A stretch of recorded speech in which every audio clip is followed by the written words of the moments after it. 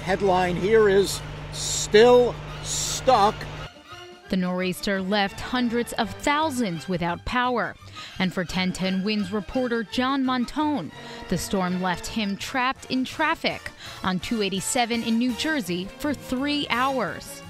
Stuck behind snow plows, tractor trailers, and perhaps still some stranded cars. It began when the snow started falling like crazy yesterday afternoon. That prevented all of the plow trucks from reaching the winding, hilly interstate until it was too late. Unfortunately, we are stuck.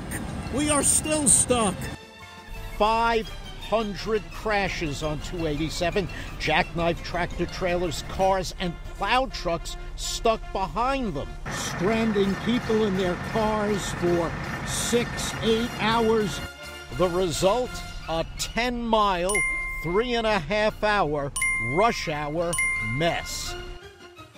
Thankfully, the roads finally opened up and cars were eventually able to make it out.